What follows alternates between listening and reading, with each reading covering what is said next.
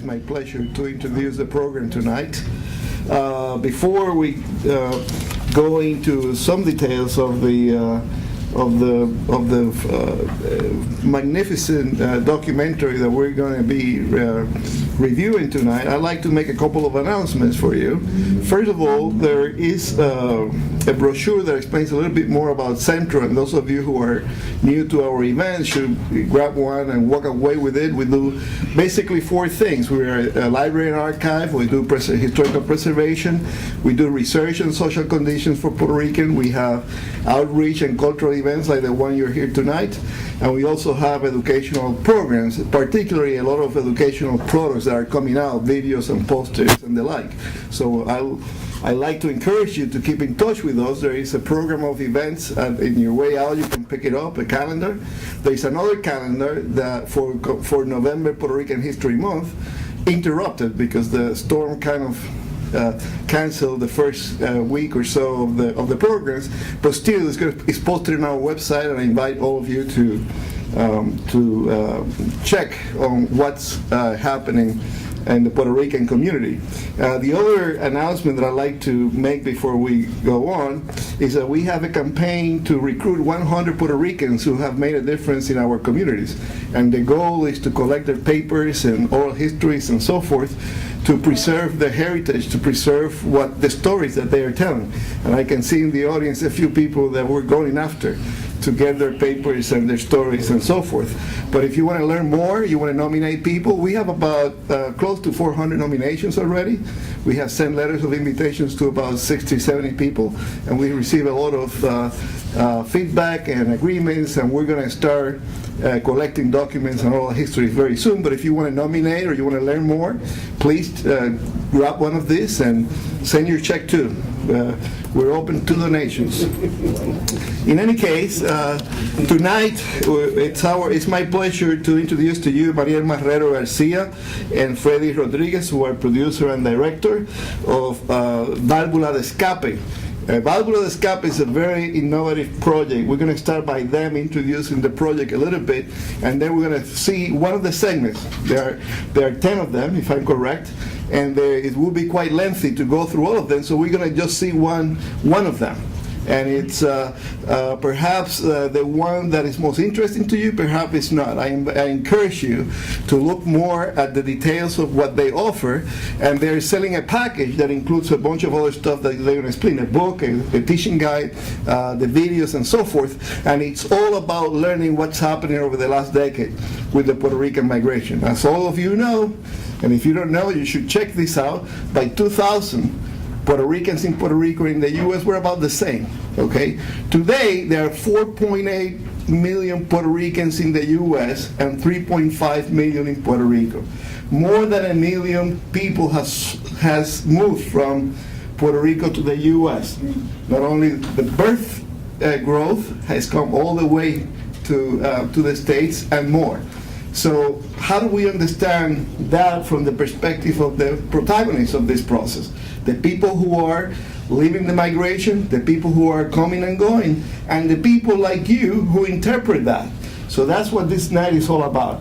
So what I want to do is let them take a few minutes to explain the context and what motivated them to launch this project. A very ambitious project that they have completed in less than a year or so. They had a lot of planning, but the interviews and the going around has been really a monumental effort, translating all those to English and Spanish, and it's part of a renewal, a growing interest on the Puerto Ricans in Puerto Rico to learn about Puerto Ricans in the U.S. So I really welcome this effort. They are based in Puerto Rico, so that makes this even more extraordinary than any other effort that I have seen recently. So please help me welcome Mariel and Freddy and Válvula de Escape. Una serie de 10 partes, 10 segmentos documentales que están en una colección de 4 DVDs. Esta es prácticamente la presentación oficial, así que ustedes son básicamente el segundo grupo que ve uno de los segmentos. Y comenzamos a trabajar el proyecto pensando en cómo se ha desarrollado la población puertorriqueña. Así que antes de comenzar a hablar de cómo los puertorriqueños han emigrado de Puerto Rico, comenzamos a ver quiénes inmigraron, ¿no? Quiénes llegaron a Puerto Rico, cómo se forma lo que se va a conocer como el puertorriqueño y entonces cómo comienzan a salir. Así es que eso básicamente vamos a ver capítulo tras capítulo cómo se va dando ese desarrollo desde ¿verdad? La llegada de los españoles y todo el cuento, ¿verdad? que nos hacen y cómo ya a partir del final del siglo XIX, principios del siglo XX, ya cómo se establecen unos patrones de migración y cómo se estimulan. Y una de las cosas más importantes que trabajamos en el proyecto es que, aunque es una decisión individual, me voy o no me voy, no es porque simplemente yo lo decidí, es que hay unas condiciones económicas, políticas y sociales que se dan en Puerto Rico y se dan en distintos estados en los Estados Unidos, que son los que atraen. Y básicamente siempre mantenemos esa conversación entre lo que está sucediendo en Puerto Rico y lo que sucede en los Estados Unidos para ver por qué llegan a Nueva York, por qué no a Chicago, por qué sí a Florida, por qué van cambiando los destinos. Y ese básicamente es el recorrido que van a dar y ver también cómo se transforma, ¿no? Qué tipo de persona era la que migraba el principio del siglo XX, a quién está emigrando en la actualidad. Y ese es uno de los temas que vamos a ver en el segmento que presentamos hoy, que es el segmento 9, y es básicamente lo que se ha denominado como la fuga de cerebros, el papel que juega la Florida actualmente, por qué la Florida es atractivo y ya no tanto Nueva York para mucha gente, aunque siguen llegando. Así que ese es básicamente lo que trabajamos y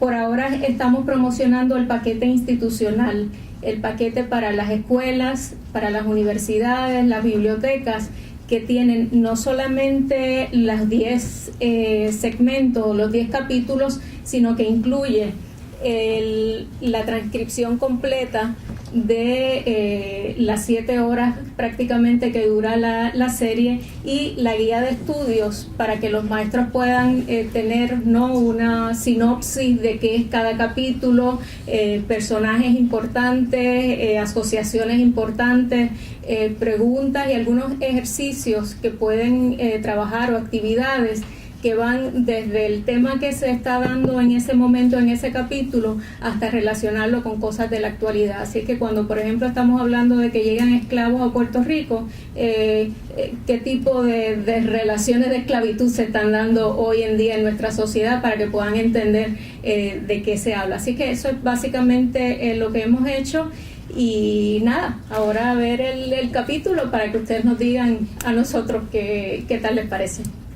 So, vamos a presentar, Freddy, ¿tú quieres hacer? Sí, so, lo que quiero, what I would like to present is that this is about a half hour of 7 hours.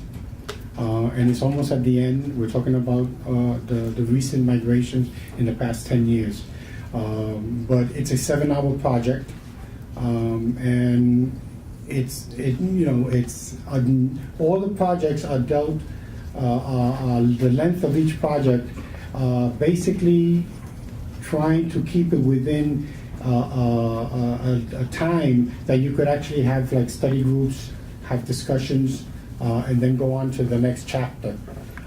This is one of the shortest, this is not one of the longest. One of the longer chapter is chapter 6, for instance, which is an hour and a half, which is the 1960s and 70s, which is when the Puerto Ricans actually, had their representation and the struggles that the Puerto Ricans presented during that time. So I just want to make sure that you understand what are we going to see today. It's a shorter part of 7 hours. The material is perfect for teachers and professors who like to have in-depth conversations, discussions about particular topics that are throughout the 10 segments. So today is just one example of one that is particularly concerned about the quality of the people that come and go migration. So we have Richie Napanta and Melissa Garay on the technical side of this. They're going to help us with showing the film, I assume. I got you. Oh, you got it. Yeah. Okay, I'm sorry. Anytime you're ready. We're ready right now. Okay.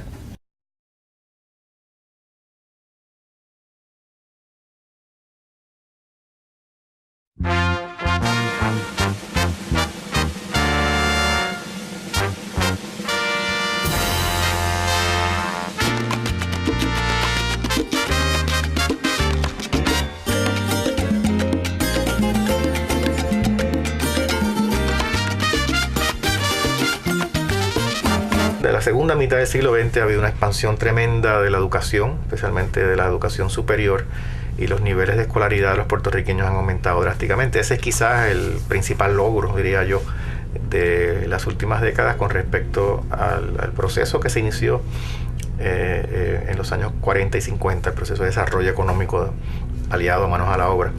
Sabemos que Puerto Rico dependió de la industria azucarera por lo menos hasta los años 40 como principal fuente de ingreso, y sabemos que la industria azucarera en Puerto Rico casi ha desaparecido al punto de que Puerto Rico tiene que importar azúcar. Si tú te pones a ver los espacios en Puerto Rico, en muchas de esas plantaciones azucareras se han levantado universidades, que yo creo que es una metáfora muy interesante. El último periodo, el periodo digamos más reciente del proceso de desarrollo económico en Puerto Rico, que yo diría que comienza en los años 70 y llega hasta nuestros días, es un periodo de industrialización, sobre todo basado en la alta tecnología y en las farmacéuticas principalmente, que sabemos que generan muchos ingresos y son empleos también altamente calificados, pero que de ninguna manera pueden satisfacer las demandas de empleo, excepto en aquellos casos personas altamente preparadas en química y en ingeniería, que son los que trabajan en esas industrias. Aunque es positivo el hecho de que más personas se eduquen y reciban grados universitarios, algo muy positivo, la economía y la sociedad, por factores culturales en cierta medida, pero también por factores económicos, no puede absorber el flujo tan dinámico y tan grande de graduados que emergen de las universidades de Puerto Rico todos los años. The topic that this segment raises is the changing composition of migrants. If you were reading the literature back in the 70s and 80s, the conversation will be when Fran Bonilla, Ricardo Campos came up with this theory of the circular migration, they were talking about the proletariat going back and forth. That was the circular migration. It was the underclass. It was the people who were thrown out of work here and there that came and went.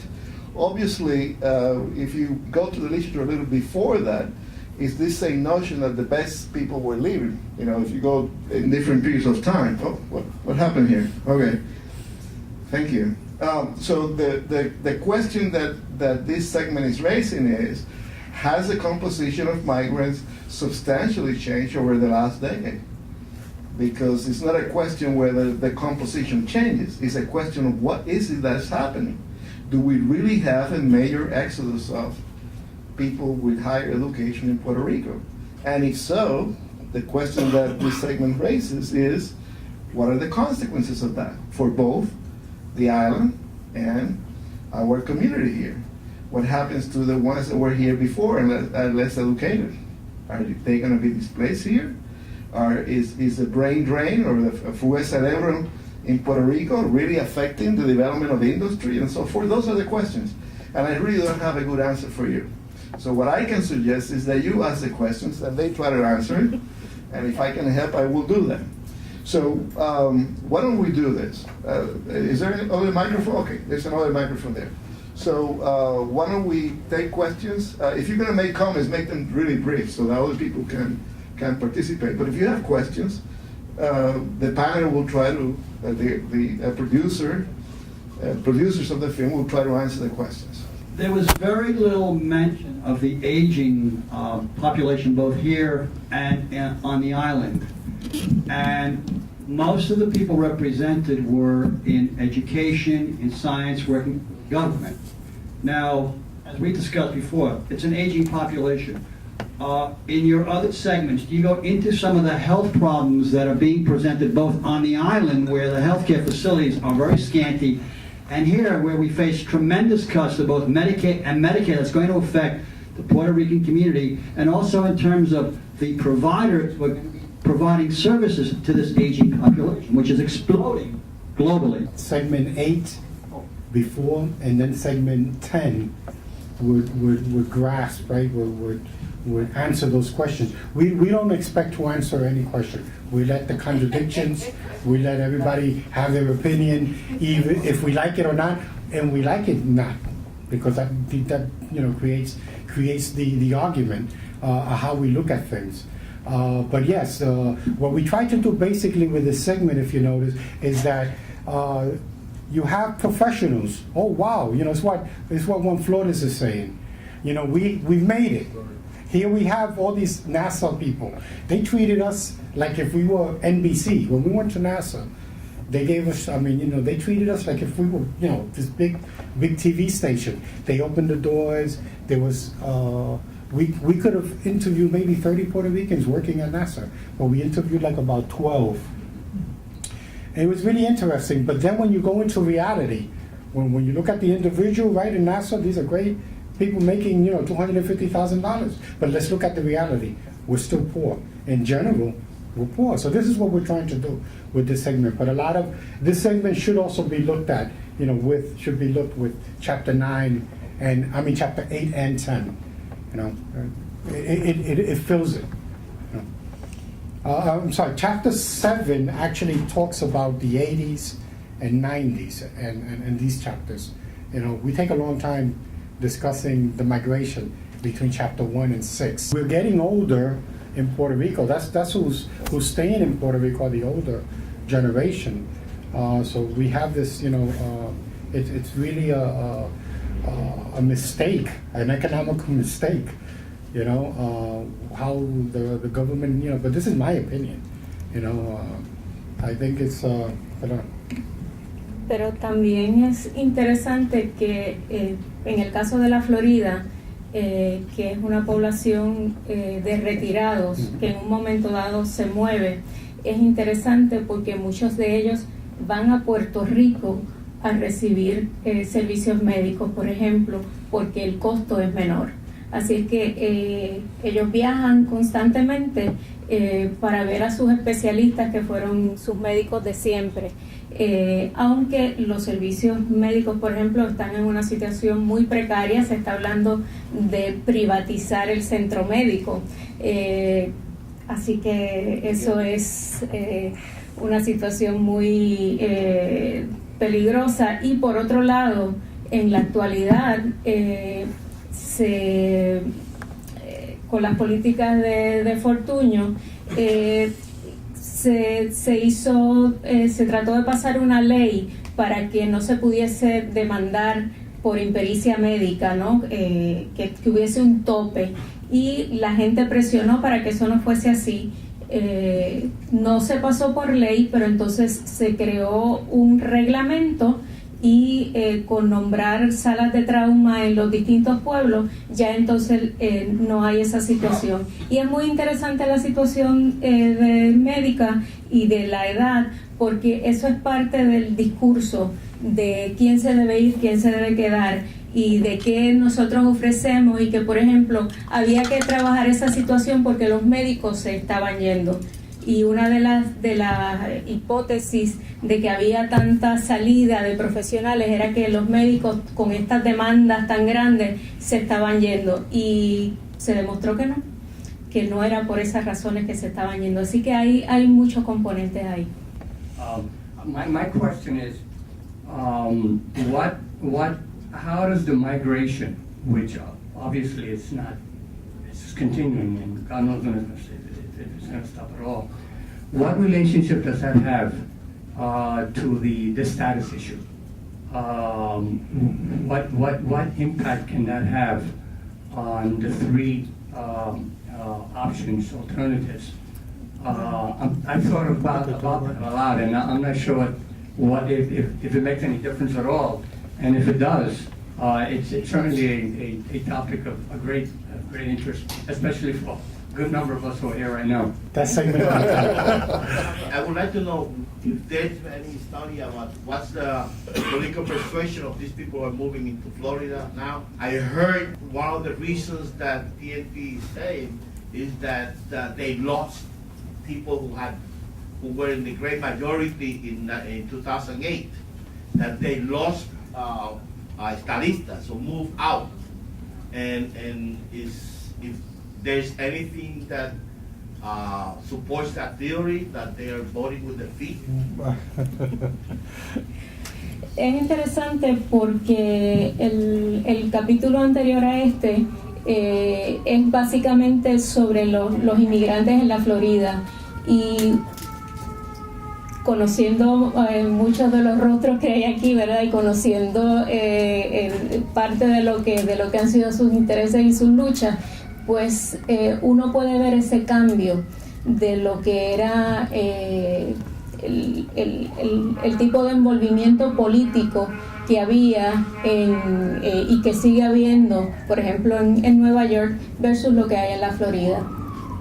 En Florida todavía están muy vinculados con Puerto Rico a nivel político, y se nota cuando hablan, porque pues hablan como estadistas, hablan como estadolibristas, o muy pocos hablan como independentistas. Así que sí, y en cuanto a lo de los 80, hay una persona particularmente que menciona, yo trabajaba yo tenía mi profesión, pero también estaba en la política, y de repente todo me cambió, así es que decidí venir acá porque era más cerca de lo que yo esperaba. Así que sí se ve ese, y uno lo escucha, ¿no?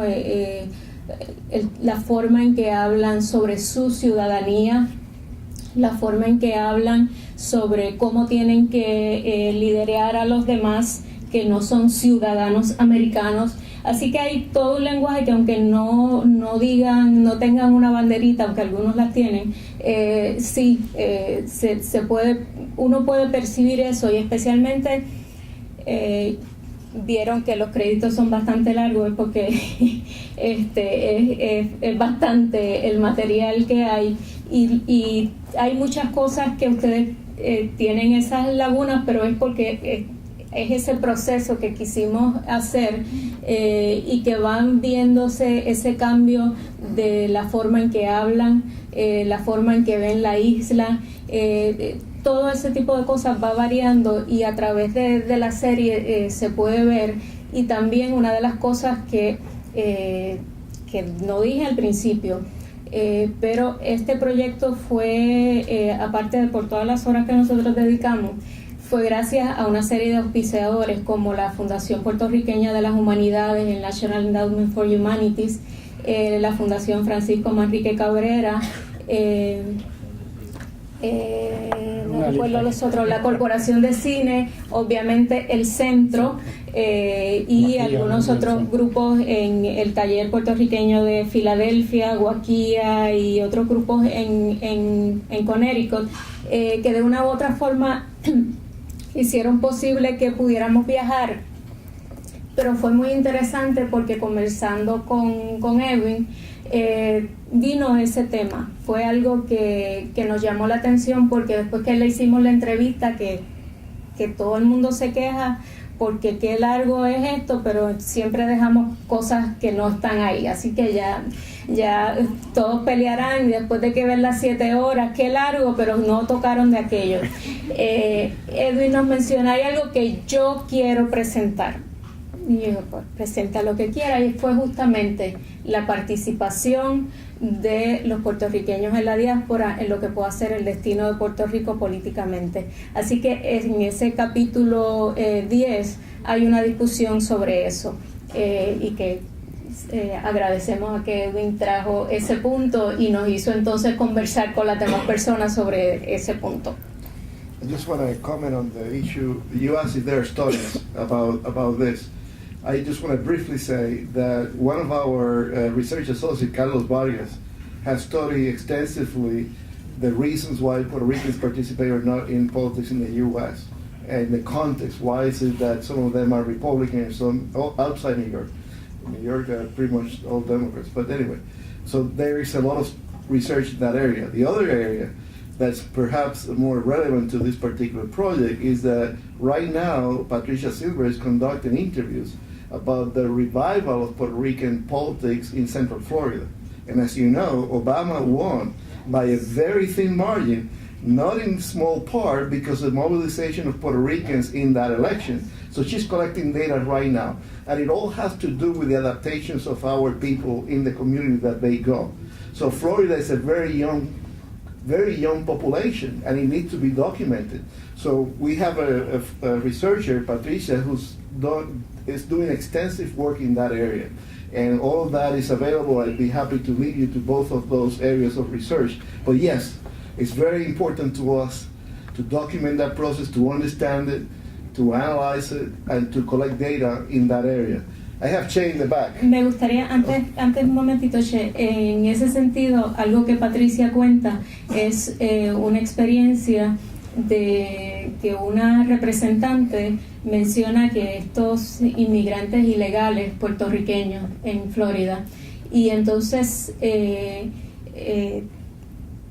obviamente todos estos ciudadanos se montan en una guagua, y Patricia menciona que ella le chocaba porque todos los que conocía en Florida eran republicanos muy conservadores, y que ella tenía esta idea de que pues, los puertorriqueños tendían a ser demócratas, y entonces cuando se monta en esa guagua porque van a protestar frente a la oficina de esta congresista que no conoce la historia de los puertorriqueños, ella comienza a identificar que allí están sentados populares y PNP todos juntos, porque ahí borran un poco, ¿no?, las diferencias que pueden tener en la isla, pero que había otro grupo en otra área de Orlando que estaban opuestos a que esa gente fuese en esa guagua a decirle a esa señora congresista que los puertorriqueños son ciudadanos americanos, porque debía hacerse de otra manera. Así es que sí, aunque hay uniones en algunos momentos, siempre se mantienen. Creo que I think you have to see it like in 1950, the Puerto Ricans were sort of like very close to Puerto Rico. In the 60s, they saw themselves as part of reality here in this country. In Florida, that's exactly what's happening. O sea, ellos todavía, they still are part of Puerto Rico, even though they confront this reality that people from the north, you got people from Chicago, people from New York, ends up in Florida, people from Puerto Rico ends up in Florida, and they have this clash. But they still looking at Puerto Rico, they still have this nationalism. They still haven't developed their own reality. And we have a segment that talks about that reality in terms of the music, the culture, the writing, the poetry, that type of thing. You know that reality exists when you have that coming out of the community, like what's happened in New York throughout the 70s, 80s, and 90s. But it took a long time. And one of the things that we also mention is how Bernardo Vegas says it's going to take a long time, but yes, the Puerto Ricans are going to see themselves as something different, not only in Puerto Rico, but here. You know, they're going to see their own reality. Okay, Che, you got Since we don't have time to see the 7 hours, can you just give us a rundown of the chapters so we have a sense of what the total the project is? Taínos, y comienzan a llegar con la colonización los españoles y los esclavos, pero en un momento dado comienzan a salir porque Puerto Rico no es lo que estaban esperando, así es que Dios nos lleve al Perú, y ahí comenzamos a ver el comienzo de las migraciones nuestras. Y hablamos un poco de la fluidez de la población, de cómo se va formando, hasta que ya en el 19 estamos hablando de lo que es el puertorriqueño. Y básicamente ese capítulo termina con la invasión. Y cómo se comienza a ver la población. Básicamente el salto de la cantidad de personas que había en Puerto Rico es increíble, desde comienzos de 1890 a lo que termina en 1900, y cómo nos ven los estadounidenses cuando llegan. Así que hay que sacar, así que al Hawái. Ahí terminamos con el primer capítulo. Luego entonces comenzamos a ver a qué otros lugares van llegando los puertorriqueños en ese tránsito. Hay un capítulo donde entonces estamos hablando ya del caso de Isabela González, ¿no? Y todo lo que eso tiene que ver. Se trabajan los casos insulares y lo que eso implica para Puerto Rico. Luego en el tercero, si no me equivoco, estamos hablando ya de la ciudadanía y qué consecuencias trae eso, y siempre estamos yendo y viniendo, ¿no? Lo que está pasando, Jesús Colón y Bernardo Vega se convierten en personajes. Si escucharon al principio, tenemos una narración como Jesús Colón y otro como Bernardo Vega, y así hay otros fragmentos de otros personajes que van diciendo las cosas desde el punto de vista del inmigrante. Así que eso básicamente son los primeros capítulos. Luego ya entonces entramos en la gran migración, ¿no? Los 40, los 50, y ya en el capítulo 6 estamos hablando de esa generación que se desarrolla y que dice: yo no voy a regresar, yo voy a estar aquí y yo quiero estudiar. Así es que también un poco cómo surgen las luchas estudiantiles, las agrupaciones políticas que se desarrollan, y el vínculo que, a pesar de que están diciendo vamos a estar aquí, mantienen con Puerto Rico. Ya luego tenemos en el capítulo 7 migración de retorno, y cómo comienza ya desde esos años 70 a salir gente ya con títulos universitarios, especialmente ingenieros que son reclutados en Mayagüez. Y ya entonces el 8 estamos hablando de la Florida de los 80, que vieron el 9, y entonces el 10, que es como que ese resumen de qué está pasando en general. In the invasion, when the North Americans saw the Puerto Ricans, they said, this is not like the Indians. There's not 17,000, 20,000, there was 1 million. The population in Puerto Rico was almost 1 million. And almost, it was like 986,000. So it was an incredible population. So the Americans didn't know what to do. You know, they tried everything possible to assimilate, to move us. I mean, there was, we talk about the migration to Venezuela. They tried to buy property in Brazil so they could send, the Puerto Ricans to Brazil. They moved them to Cuba. They moved them, then they sent them to Hawaii. There was 25,000 Puerto Ricans went to Cuba. Had to work. So these are the actual, this is the process that we take in the documentary. Se ha hecho un estudio sobre los puertorriqueños que somos hijos y nietos de las migraciones del 40, del 70, que nacimos dentro de los Estados Unidos, pero nos hemos criado en Puerto Rico. Y nuestra conciencia y nuestra concepción, nosotros nos sentimos completamente puertorriqueños, a pesar de la contradicción que hemos nacido dentro de los Estados Unidos. Especialmente en los 70 se escribió un capítulo muy importante por el profesor Hernández, que estaba aquí en Hunter, sobre la migración de retorno, y después de eso el Centro de Estudios de la Universidad de Puerto Rico, Estudios Sociales, también hizo algunos estudios, y era mayormente sobre la llamada migración del retorno. O sea que ahí incluía a los hijos de las personas que regresaron. El tema de la circularidad de la población puertorriqueña ha sido estudiado bastante extensivamente, y con gusto aquí hay varios expertos en la audiencia que podemos dirigir a esa literatura. Sí. Pero si tienes algo específico que tú quieres saber sobre eso, pues quizás. Lo tocamos en el documental, sí. O sea, lo tocamos y se refleja algunas experiencias de ese rechazo de los llamados New Yorkers y los paquetes, the pockets, you know, the pockets that the New Yorkers actually lived in, because they had pockets, you know. So we talk a little bit about that, but studies, I mean, it's up to the center to do. Las guías de estudio que son parte del paquete tienen bibliografía de acuerdo a el tema que se está trabajando en el capítulo, así que hay referencias tanto de libros como artículos sobre esos temas.